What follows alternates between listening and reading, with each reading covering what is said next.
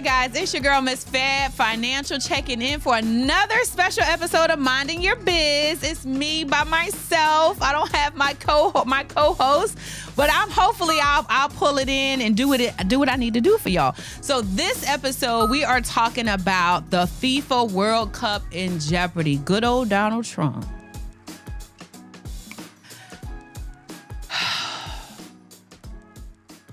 Okay. Good old Donald Trump with his immigration policy has threatened the World Cup being here in the U.S. So I don't know if most of you know, but soccer, which is called football around the world, amen, okay, it's a big thing around the world, hence the World Cup. It's like the Olympics for soccer players, amen? And so every country in the world almost has a soccer team, and they play to find out who's the best in the world, amen? Okay, so, and every 4 years, like the Olympics, they pick a country or several countries to have exhibition games and then the final game, okay? It is a huge investment, and it generates billions of dollars for host cities, right? Like the Olympics. Y'all follow me? Okay, you with me? So in 2026, the United States, 2 cities were hosting, Atlanta and LA, okay? One red state, one blue state, for those of you who think only in partisanship, okay? So it'll affect a red state and a blue state, amen? So Atlanta was hosting 8 exhibition games starting July 11th of next year, and LA was to host, I believe, 10, somewhere around there. However, the plot is thickening. The recent activities with the immigration, right, with Mexico to Guatemala, they are actively taking people down and sending them to these camps, whether they're citizens or not, right? And so knowing that millions of people who are immigrants or non-U.S. citizens will be flooding the United States next year, the people have a problem. And when I say people, I mean the players and the coaches of the majority, a lot of these countries, which represent the global South. So think about it. You have Australia, Mexico, Guatemala, Venezuela, Belize, Brazil, Ecuador. There was South Africa, tons of players who said, we're not playing. We're not playing in America. The coaches are supporting their players. We're not playing in America. FIFA, you need to move the World Games. Not only do my players feel some type of way, but the fans, their families, people who are coming here, you know, think about the teams. They have hundreds of people who work for them, right? You got the water people. There's tons of people who do not look white that are going to be coming to this country for the FIFA World Cup games. And they don't want any parts of it. So what do you think, right? And so the people who are voting like he's a businessman, the businessman is affecting business. There are people who bought properties. They're literally, have our listing up for our own house. For that week, people are going to pay us $15,000. That is no longer. There are people who already booked their accommodations. People plan in advance. He should know it. He's a businessman, amen? Most businesses don't operate 2 weeks, 30 days out. A lot of them operate years in advance. This is a lot of planning. And so we're in jeopardy of ruining not only our reputation on the world stage, but local economies will suffer tremendously who have put out investment in expecting a return on that investment. There are people who are printing T-shirts. Y'all know Hustle Man. He getting his T-shirts ready, amen? He gonna sell his T-shirts out there. There are people who invested in T-shirts, who bought properties, who are setting up shop to be able to take advantage of this opportunity, who've already put out money, and millions of dollars could be at stake here. And I think, you know, America that we once knew is changing, that we are now a liability. We are not going to be a country that people want to invest in anymore if the country, or if this administration continues with the hostility against immigrants and people who don't look like them. Just to add some context, soccer is the #1 sport in the world by a mile. It has 3.5 billion fans. To put that into context, the #1 sport in America is baseball with 500 million. Amen. That's a nothing burger. That's a nothing burger. Take your baseball, take your little bat and your little ball and go sit down. Okay? Go sit down. Soccer, what did you say? How many fans? 3.5 million? Billion with a B. Yeah. Can you imagine 1% of that coming to your city or your town to support their team? It's more than baseball, basketball, and American football combined. Yeah, America, go sit down. Go sit down. I think this America First ideology is out of order. I'm an American. I appreciate the culture in which I grew up in, but I will not then act as if anything outside of American culture is trash, right? And so we have to appreciate, that's the one thing America was supposed to be, inclusive of other cultures and nationalities. And soccer is that. It's huge. And I think this America is doing a disservice to itself and its business owners. And I think they need to put pressure on the administration to relax, relate, and release. And I'm with them. If they leave, I'm going to be salty is all get out if we do not have the games here, because that is 15,000, baby, that I am going to be out of, and I'm going to be crying.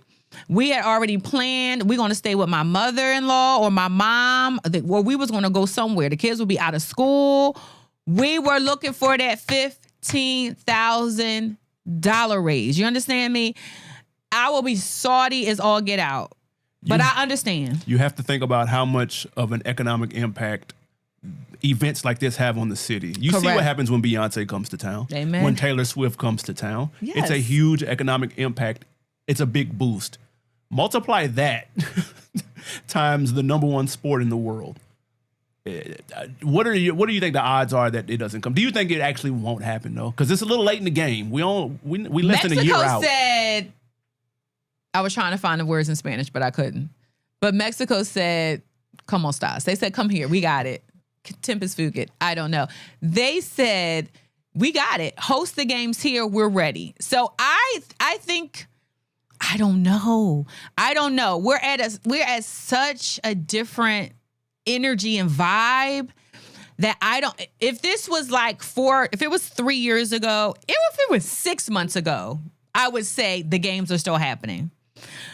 But with Alligator Alcatraz, the people are drawing a line in the sand with authoritarianism. They're not going for it. And I don't know. I really don't know.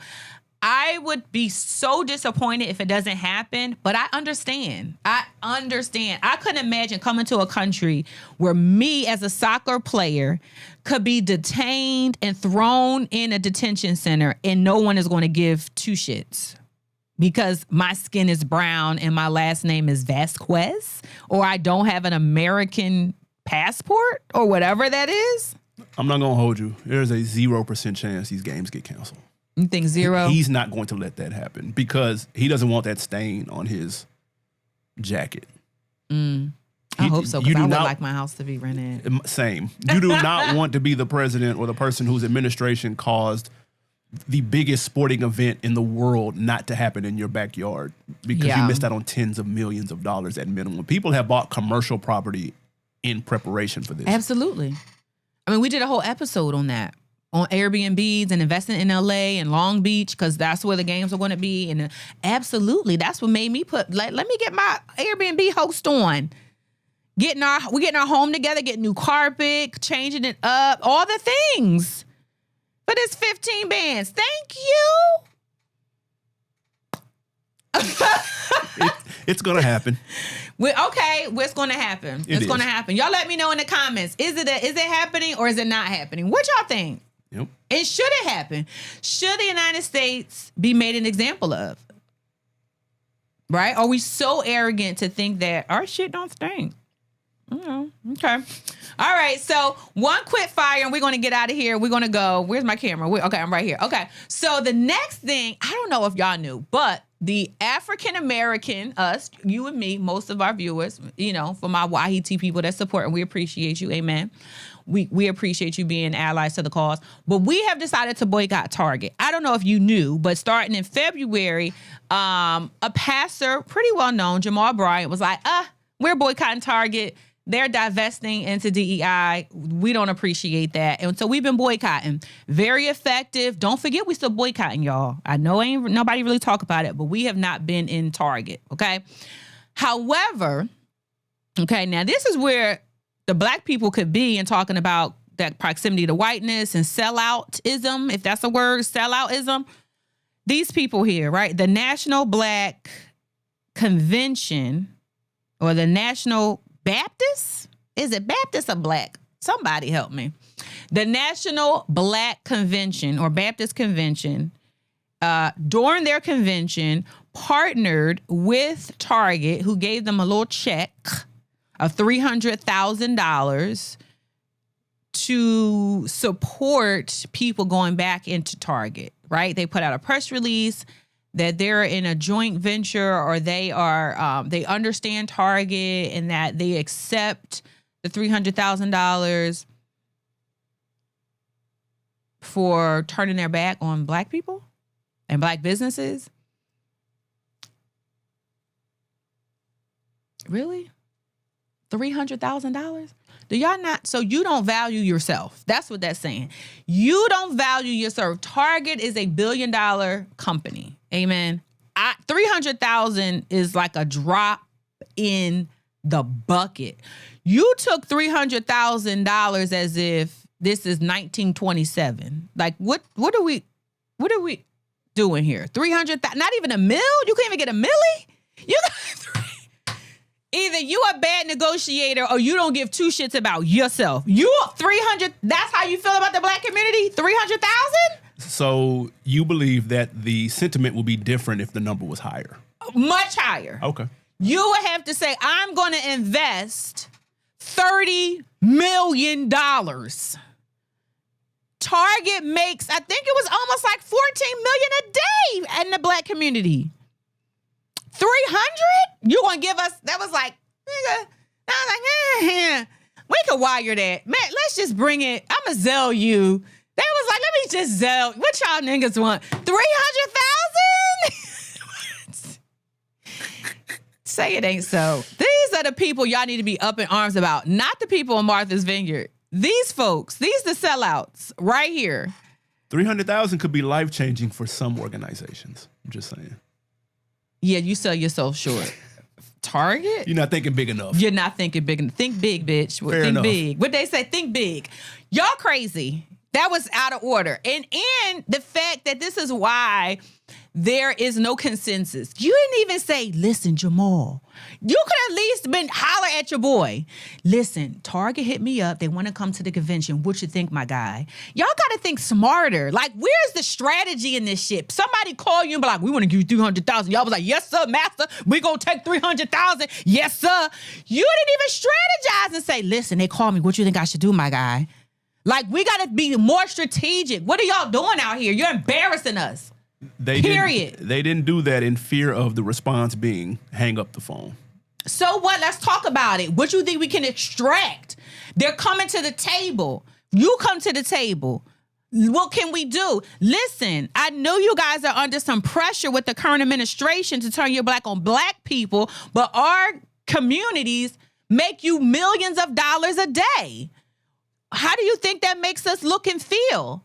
You cannot kowtow to the bully. So y'all gonna call it something else? Okay, don't call it DEI. I don't give a goddamn if you call it frog tadpole initiative, but it's for people of color. It's for people that are different, that need help in a society that they were ostracized and shut out for years.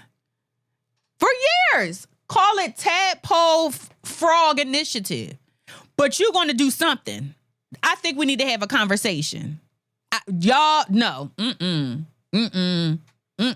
It gave house slave.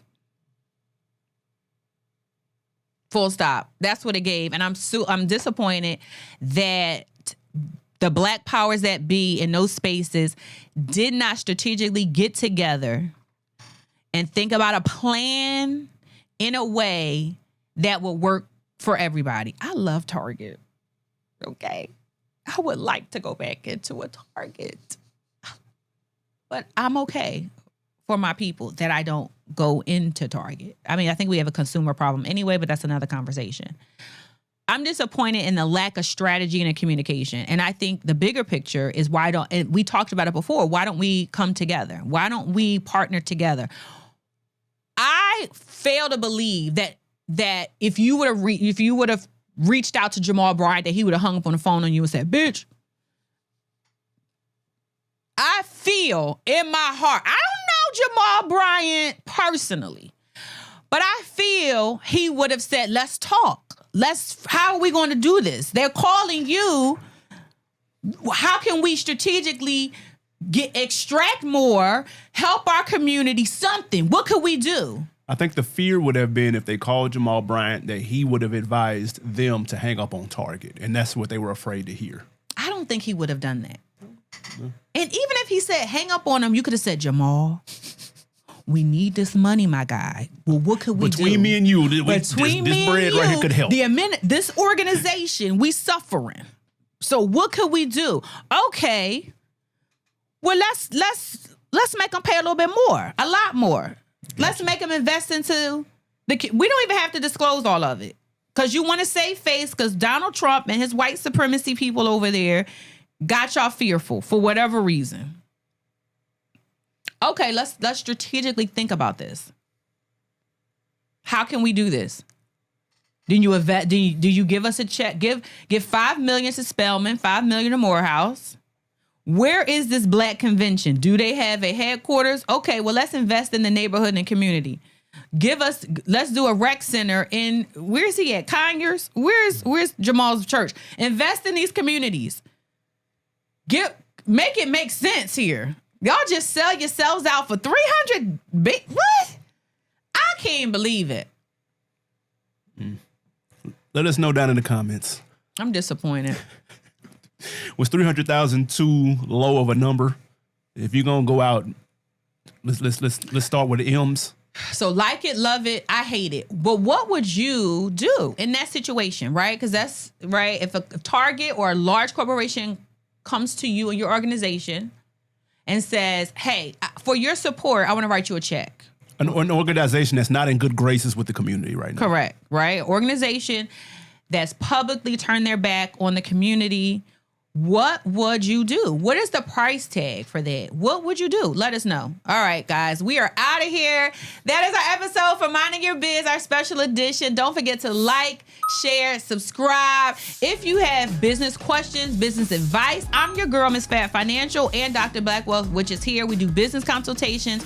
Our firm also does taxes, business, CFO services, payroll services. We do all the things. Not only do we help you understand your money, but we want you to grow it. And we want you to also save in taxes. So we're here for you, right? Like, share, subscribe, tell a friend and tell a friend. And peace out.